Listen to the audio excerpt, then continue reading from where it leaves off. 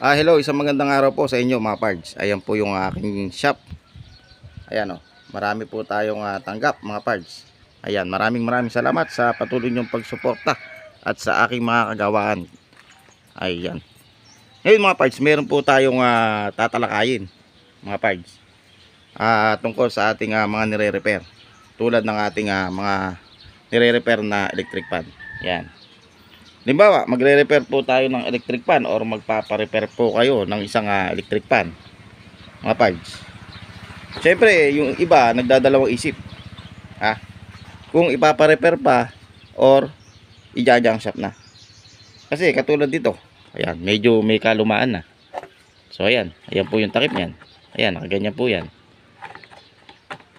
So yung isa ko po kasing customer nagdadalawang isip kung ito po ba itutuloy niyang ipa-repair or i-jaja ang shop niya. So tinanong po sa akin at tinapat ko naman po siya. At ang sabi ko po sa aking customer, basta po buo yung makina, po pwede nyo pa pong ituloy ipa-repair. Pero pagka po sira na po yung makina, magdalawang isip na po kayo. Pagka po ganito yung brand na inyong ipapa-repair mga parts. Depende po kasi sa brand Meron po kasi brand na mamahalin at meron pong brand na mumurahin lang. Ibig sabihin yung mababa lang ang presyo kung ito bibili nyo. Ito kasi mga ganitong electric fan mga parts. Pagka po ito binili nyo mga parts, kumisa makakabili po kayo sa halagang 700 lang. Pagka po ganitong mga klaseng electric fan. May cover po dito sa harap yan hindi ko lang po maikabit ayun So ayan, balik po tayo dito. Ayan, sabi ko nga po sa inyo, pagka po ganitong klase ng electric fan, medyo may kababaan lang ang presyo nito. Halagang 700 lang makakabili po kayo. So syempre magdadalawang isip po kayo, baka po mamaya malaki po yung abutin pagka po ito ni-repair. Depende po kasi sa gagawa or sa magre-repair ng inyong electric fan. Meron po kasi manggagawa ng electric fan na talagang medyo mataas maningil ang presyo.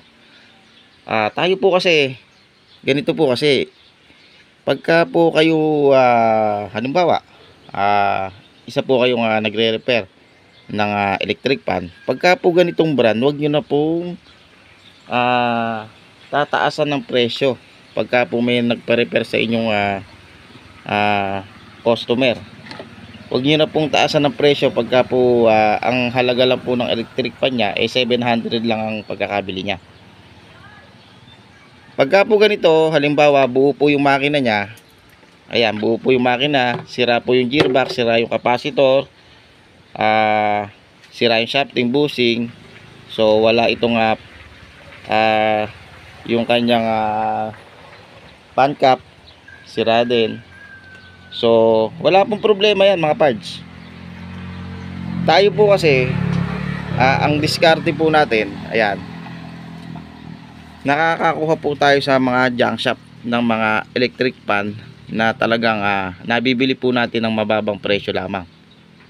Pwede po natin itong piyesahin or kahuyin kung kailangan mga parts. Ayan. Tulad po nito, ito, nabili po natin yan sa junk shop sa halagang 50 pesos. So, pwede po nating piyesahin yung kanyang pindutan or itong screen or itong cover, mga parts. Ayan. So, ayan, katulad yan, may nagdadaang bote bakal. Pagka po ganyan mga parts, titingnan po natin kung meron silang kamote pala. Hindi pala bote bakal yung nagdana, yung kamote pala mga parts. So ayan, balik po ulit tayo dito sa ating tinatalakay na video. So pagka ganito mga parts yung inyong i-repair, pwede po nating singilin to sa halaga lang na 180 pesos. Bakit napakababa? Kikita ka pa ba ron pagka sinigil mo ng 180 pesos? Bakit hindi ka kikita? Buo naman yung makina. Ang papalitan mo lang dito shafting, bushing, saka ito makakakuha ka dito sa natin, sa mga nabili natin sa junk shop. Ayan, tulad niyan, may gearbox yan maililipat natin dito. So 180 pesos papalitan natin ng capacitor. Gano'n lang yung capacitor sa sa online. O di man baka mamaya buo pa yung capacitor no, pwede nating ilipat dito. Yung shafting bushing niya kailangan bago. Hindi po natin po pwedeng palitan ng second hand na shafting bushing, pero meron po tayong available na shafting bushing na bago. Pero hindi pa po kayo malulugi diyan sa halagang 180 pesos pagka po ni-repair nyo. Mga parts. Ayan o. Kaya kung kayo po ay magpapa-repair, pagka po halagang 180 pesos lang or 200, pwede nyo pa pong ituloy yung inyong electric pan na ipa-repair. Pero pagka siningil po kayo ng isang technician na halagang 350 or 400, pagka po ganito yung electric pan nyo, huwag nyo na pong ipa-repair. Bumili na po kayo ng bago. Halagang 700 lang, makakabili ka ng bagong ganyan. So kaya yung ibang mga customer hindi na po pinare-repair to, lalo na kung sunog yung makina. Halimbawa kasi pagka sunog po ang makina nito, huwag nyo na po ituloy pa-repair kasi pagka ganito nga Despan lang, sunog yung makina, halagang 700 lang, i-junk shop nyo na kasi yung makina lang hihigit na po ito sa 200 pesos. So depende rin po kung itutuloy nyo, kung may sentimental value po sa inyo yung gamit, pwede nyo pong ituloy, nasa sa inyo din po yun. Pero kung aabutin nga po ng 400, sabi ko nga po sa inyo 400 or 300, bumili na po kayo ng bago kung ganon. Ito po, sa pagkakataong ito, buo naman po yung kanyang makina sa halagang 180 pesos, maayos po natin to. Hindi na po talo yung customer, at hindi na rin po tayo talo dito pagka po ito ni-repair natin, mga parts. Pero pagka po may kamahalan po yung inyong i-repair na electric pan, or may kamahalan po yung inyong ipapa-repair na electric pan tulad po nito mga parts, ito may kamahalan po kasi yung bago nito Camel po yan, stand pan mga parts, may kamahalan po yung bago nyan. Hindi po kayo makakabili ng halagang 700 po nyan mga parts.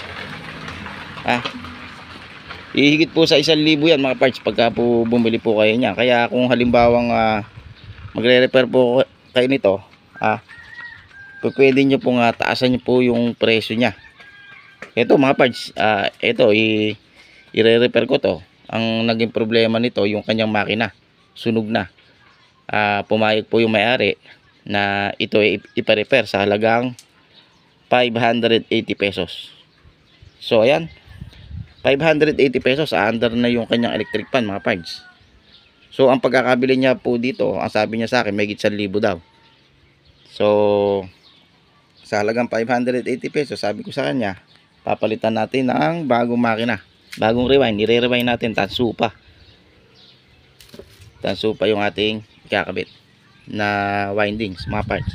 Kaya sa 580 pesos tatagal na po yung kanyang electric pan mga parts, at bibigyan naman po natin siya ng warranty.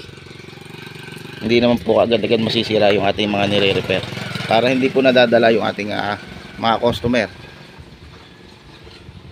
So ayan, ganun lamang po yung ating gagawin. Or kung kayo po nagre-repair, sabi ko nga po sa inyo, ulitin ko, pagka po ganitong brand, wag po kayo maniningil lang medyo may kamahalan, kasi nga hindi naman po kamahalan ng presyo nito. Magbabase po kayo sa tatak ng ating nire-repair. Hindi po ulit electric pan presyohan po natin ng mahal. Mag-a-adjust po tayo sa presyo.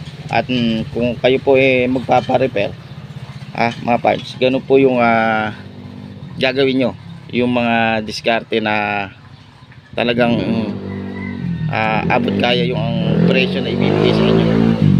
So ingay talaga ng mga motor na yun, kailangan abot kaya yung presyo na ibibigay sa inyo mga parts. Pagka medyo may kamahalan, huwag nyo na po ituloy. Pero kung kaya naman ang budget nyo, at meron naman po ang sentimental value yung inyong gamit, nasa sa inyo po yun. Kayo po ang bahalang magpasya. Pero yung sa akin lamang po, binigyan ko lamang po kayo ng idea kung itutuloy ba nating ipa-repair yung ating electric pan na ganyan ang itsura, or ito ay junk shop na. Kaya sana nakakuha po kayo ng idea. Marami po salamat mga parts sa inyong patuloy na pagsuporta. At kung hindi pa nakapag-subscribe at nakarating ka sa ating video, mag-subscribe ka na. At marami pa po tayong i-upload na video tungkol sa mga nasisira nating mga appliances sa bahay. Thank you very much mga parts. At pagpalain po kayo ng Panginoon Diyos ng marami.